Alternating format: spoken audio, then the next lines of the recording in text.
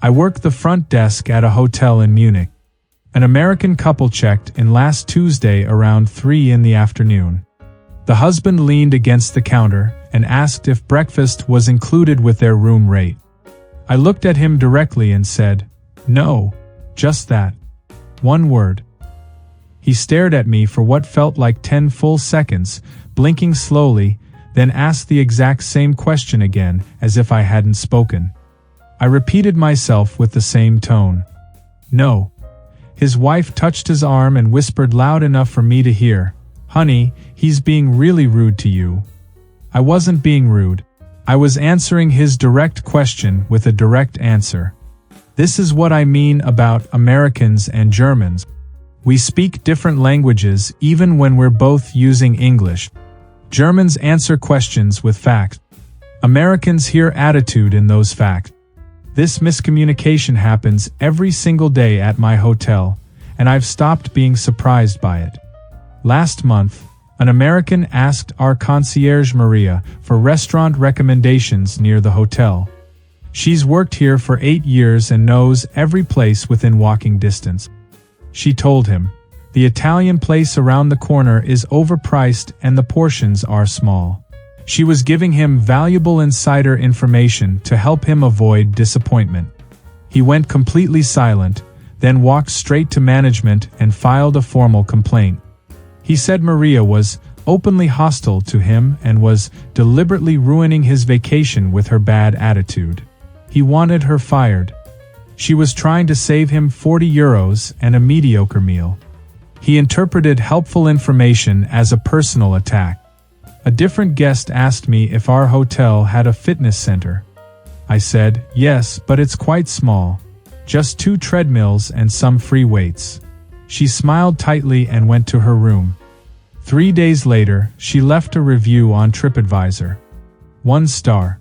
Her review said I was discouraging guests from using hotel amenities and being passive-aggressive about the gym. I was managing her expectations so she wouldn't be disappointed.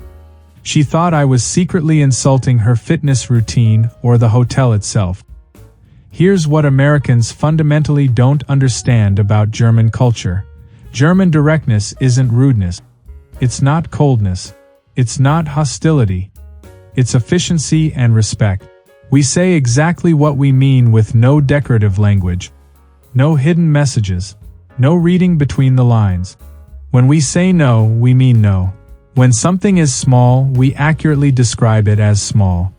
When food is overpriced, we tell you it's overpriced. This isn't attitude or judgment. It's simply information being transferred from one person to another. Americans constantly add emotional layers that don't exist in our communication. They hear tone and subtext where there's only factual content. They search desperately for hidden meaning that we never intended to put there. Then they get offended by conversations we've already forgotten about 5 minutes later. My friend Christina works at a large electronics store in Berlin, one of those big box places with everything from phones to refrigerators. An American tourist came in 2 weeks after purchasing a pair of expensive wireless headphones. He walked up to her register and said he wanted to return them for a full refund. She asked him the standard question we're trained to ask. "What's wrong with them? Are they defective?" He said no, they worked perfectly fine, but he decided he didn't like the color. They were black and he wanted white instead. Christina told him directly, "We don't accept returns for color preference. Only for defects or damage." He blinked at her several times. Then he asked to speak with her manager, using that specific tone Americans use when they think they've found a loophole. The manager came over within 2 minutes. The American explained the entire situation again, speaking slowly like the manager might not understand English. The manager listened patiently, then said, "We don't accept returns for color preference." Exactly what Christina had said. The man's face turned bright red. He raised his voice. He said German customer service was the worst in the developed world, and that in America, customers actually matter. He demanded they make an exception because he was a tourist and didn't know the rules. The manager said, "No, just that word." The American left the store practically shouting about how Germans hate Americans. Christina was genuinely confused when she told me this story. The return policy was clear. It was posted on signs. It was printed on receipts. She had simply stated the policy that applied to everyone. The man acted like she'd personally insulted his mother. She'd given him factual information about store rules. He heard rejection and rudeness and discrimination. Americans expect service workers to apologize profusely for policies they didn't create. We don't do that. We just explain the rules clearly. I rent bicycles near the harbor in Hamburg. It's a small operation, just me and 2 part-time employees. An American woman came in and asked if we delivered bicycles to hotels. I told her directly, "No, this is pickup only." She looked at me skeptically and said, "But you could though, right? If you wanted to." I repeated myself. "We don't offer that service." She asked why not, as if I owed her a justification. I explained calmly that we didn't have delivery staff or vehicles for transport. She crossed her arms and said, "You're being really difficult about this." I was stating our business model. She wanted me to feel guilty about it. She kept pushing for another 3 minutes. "Other rental places deliver." I said, "Then you should rent from them." She actually gasped out loud. She turned to her husband and said, "Did you hear how incredibly rude he just was to me?" I had solved her problem by directing her to businesses that offered the service she wanted. She wanted me to apologize for not restructuring my entire company for her convenience. Americans think declining a request is inherently rude. Germans think wasting time discussing impossible things is rude. My cousin Matthias manages a coffee shop in Frankfurt, one of those specialty places that takes coffee seriously. An American man ordered a cappuccino. Matthias made it correctly using proper ratios and technique. The man took one small sip and immediately said it was way too strong for his taste. Matthias said, "That's how cappuccino is made. Those are the standard ratios." The man said he wanted it made weaker. Matthias explained, "Then you want an Americano with steamed milk. That's a different drink." The man insisted stubbornly that he wanted a cappuccino, just less strong. Matthias tried to educate him. He explained that cappuccino has specific ratios of espresso to milk to foam. Changing those ratios fundamentally makes it a different beverage. The man accused him of gatekeeping coffee and being elitist about drinks. Matthias offered to make him an Americano with milk that would taste exactly like what he wanted. The man refused. He wanted a cappuccino made incorrectly, and he wanted Matthias to pretend it was still a real cappuccino. He left and complained online within the hour. His review said Matthias was incredibly condescending and made him feel stupid for not knowing coffee terminology. Matthias had patiently educated him about coffee preparation. The man wanted validation for being wrong. These are completely different things. I teach English as a second language at a private school in Cologne. We get many international students, including several Americans. An American student named Jennifer asked if she could submit a major essay assignment late. I looked at the date and said, "No, the deadline was yesterday at midnight." She immediately launched into a long explanation about being jet-lagged from her flight and still adjusting to the time zone difference. I let her finish, then said, "The deadline was still yesterday." Her eyes filled with tears. She told me I was cold and didn't care about her well-being as a person. I did care about her well-being. I also had deadlines that applied equally to all 30 students in the class. These two facts coexisted without contradiction. She wanted me to say the deadline didn't really matter if she had a good enough reason. But everyone has reasons. Deadlines exist regardless of individual circumstances. She told other American students I was mean. They all nodded sympathetically and agreed German teachers were harsh. American students expect everything to be negotiable. German teachers expect punctuality and personal responsibility. She thought I was punishing her specifically. I was maintaining academic standards that applied equally to everyone. My brother Klaus drives a taxi in Dresden. He picked up an American couple from the airport late one evening. They loaded their luggage and climbed in. The husband asked how long the drive to their hotel would take. Klaus said, 40 minutes in current traffic. The husband leaned forward and said, "Can you make it faster?" "We'll tip extra," Klaus said, not without breaking traffic laws. He said it completely seriously.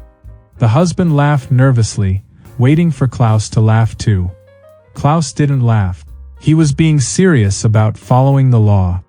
The husband tried a different approach. "We're really exhausted from the flight. Is there any quicker route you can take?"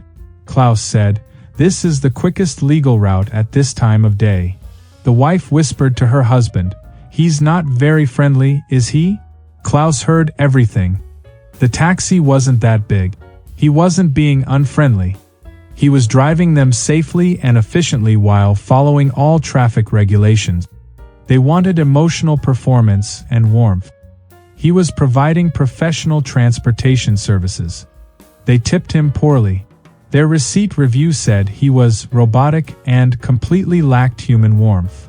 He'd gotten them to their hotel safely in exactly 40 minutes as promised. His job was driving, not providing therapy or entertainment. A colleague of mine named Stefan works at a pharmacy in Munich. An American man came in looking exhausted and asked for strong sleeping pills. Stefan asked him the required question. "Do you have a prescription?" The man said no. Stefan told him directly, "Then I cannot legally sell them to you." The man explained he had terrible jet lag and really needed help sleeping. Stefan repeated that prescription medication requires an actual prescription from a doctor. The man called him unhelpful and ridiculously rigid. Stefan pointed to the shelf of melatonin supplements and other over-the-counter sleep aid. Legal options that didn't require prescriptions. The man said, "In America, pharmacists actually try to help people." Stefan said calmly, "In Germany, pharmacists follow the law." The man left angry. Stefan had offered him multiple legal alternatives.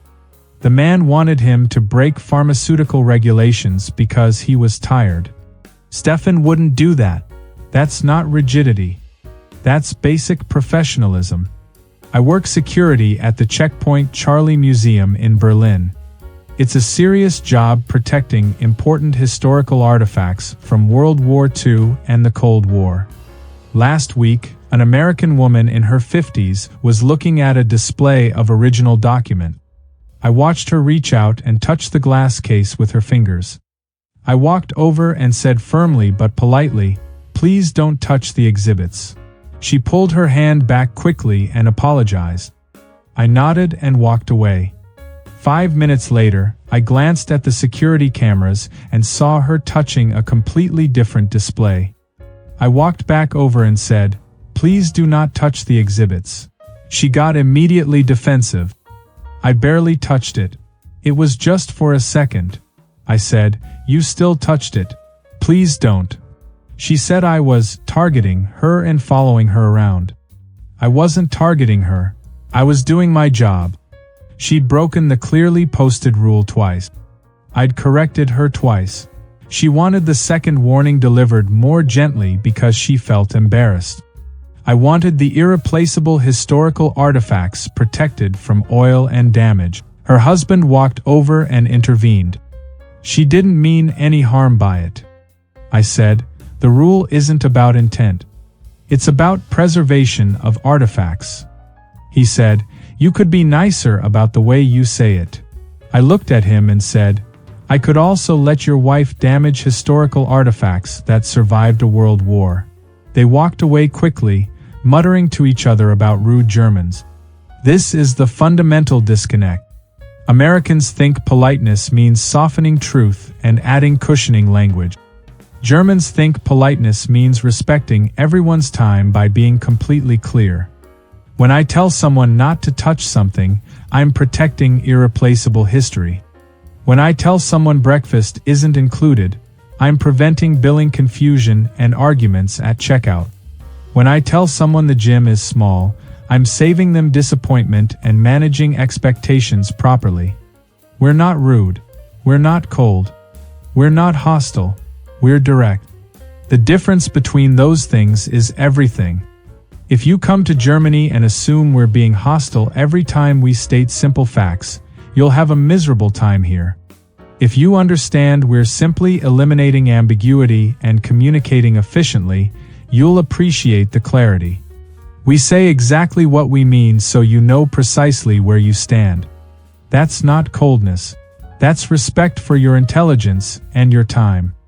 Next time you're in Germany and someone gives you a straight answer without decorative language, don't search desperately for hidden meaning. There isn't any. We already said exactly what we meant the first time. That's the entire point of direct communication.